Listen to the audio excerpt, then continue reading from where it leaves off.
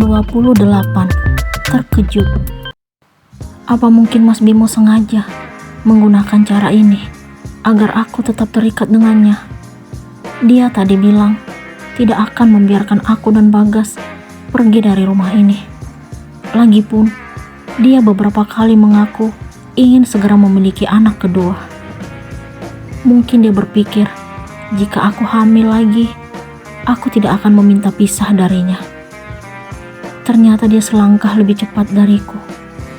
Hanya satu harapanku saat ini, semoga kejadian malam ini tidak membuatku hamil.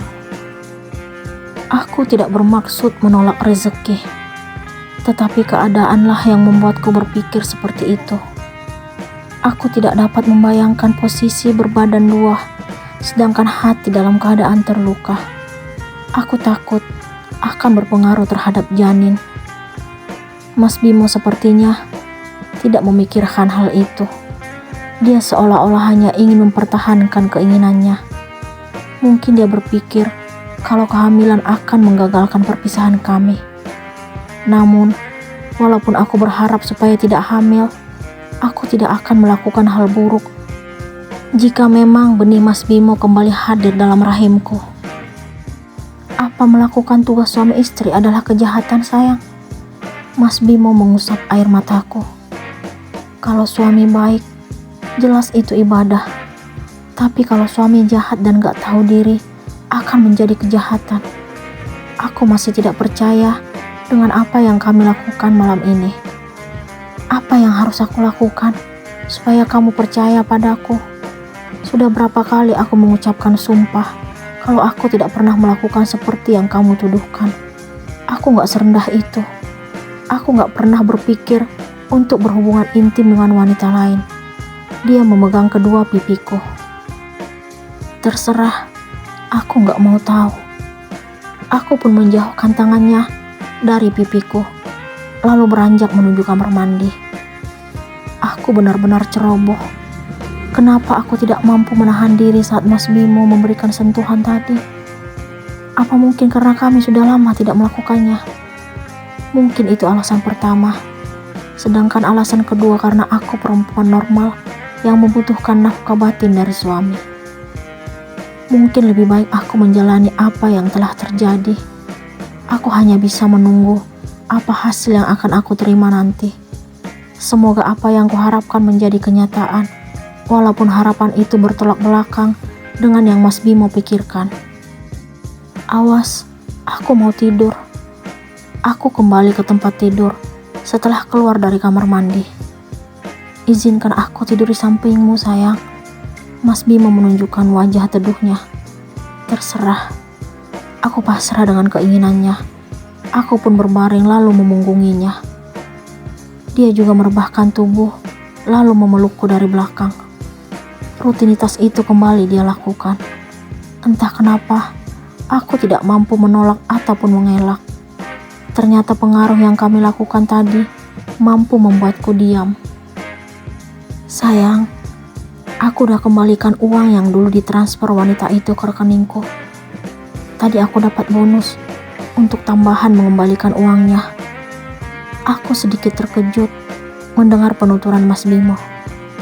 Apa dia benar-benar menyesali perbuatannya? Kenapa kamu harus kasih laporan padaku? Aku ingin tahu jawabannya. Aku tidak ingin ada kata balas budi. Aku ingin agar kamu kembali membuka hati untukku. Aku gak sanggup jika harus menjaga jarak darimu. Aku gak konsentrasi kerja di kantor. Makanya aku selalu bawa pekerjaan ke rumah. Ternyata itu alasan dia akhir-akhir ini lebih sering berkutat di depan laptop. Kalau gak niat kerja, di rumah aja, aku masih mampu membiayai hidup kami. Kok kamu mikirnya gitu, sayang? Aku gak pernah berniat sedikit pun untuk tidak menafkahi istri dan anakku. Walaupun kamu mungkin punya uang banyak. Sepertinya dia menyindirku. Kamu gak terima kalau uangku banyak. Aku hanya tidak terima siapa yang memberikan uang pada istriku. Udah berapa kali aku bilang, ya dari keluargaku. Tapi kamu tidak pernah menceritakan keluargamu padaku. Untuk sekarang udah gak perlu. Dulu, aku sering berpikir akan mengenalkanmu pada papa dan mama. Walaupun mereka mengaku tidak menganggapku anak lagi karena telah menikah denganmu. Tapi pengkhianatanmu telah mengubah niatku. Akhirnya, aku pun memberitahukan tentang rencanaku dulu kepadanya. Aku juga tidak takut lagi untuk menceritakan tentang papa dan mama.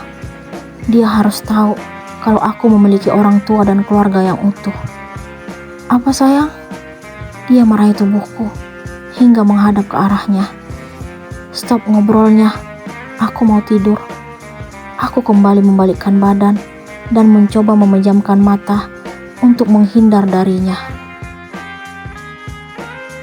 Pagi ini, aku sangat bahagia karena kedatangan Bu Dewi. Beliau mengaku sangat merindukan aku dan Bagas. Aku sangat terharu mendengar pengakuannya. Walaupun beliau bukan anggota keluargaku, tetapi ketulusan kasih sayangnya sangat nyata. Seandainya aku memiliki mertua seperti beliau, mungkin aku tidak akan terlalu sedih atas perbuatan Mas Bimo. Toh pada akhirnya, Mas Bimo tetap mempertahankan hubungan kami dan tidak memilih wanita selingkuhannya itu. Aku sempat berpikir kalau Mas Bimo akan melakukan hal yang sama dengan banyak pria di luar sana. Mereka melupakan kebersamaan dengan istri pertama hanya karena wanita yang baru mereka kenal. Mereka bahkan tampak seolah-olah tidak melakukan kesalahan.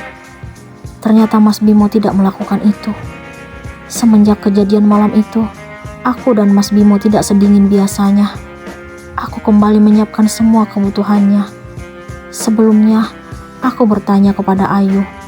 Dia berkata kalau aku jauh lebih beruntung daripada dirinya dan wanita di luar sana. Kalau suamimu tetap memilihmu dan bersumpah telah melakukan sholat taubat, cobalah untuk memaafkannya. Tapi batasi perasaanmu sebelum kamu yakin kalau dia benar-benar telah berubah.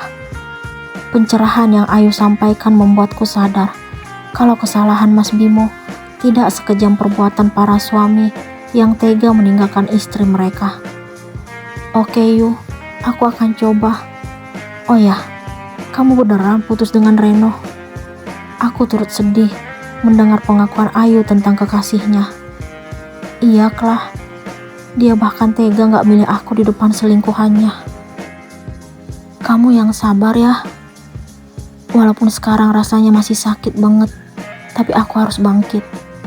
Tetap semangat, dia bukan yang terbaik untukmu. Aku berusaha meyakinkan Ayu. Aku makin yakin untuk kembali membuka hati setelah mendengar penuturan Ayu. Di samping itu, aku juga melihat sikap Mas Bimo yang makin perhatian. Semoga usahaku tidak sia-sia dalam mempertahankan hubungan kami. Ngelamunin apa Klah? Aku dikagetkan suara Bu Dewi. Saat ini kami memilih duduk di ruang tamu. Saat memasuki rumah tadi, dia memperhatikan sekeliling. Maaf Bu, saya lagi ingat sesuatu aja. Aku tidak mungkin menceritakan yang sebenarnya kepada beliau.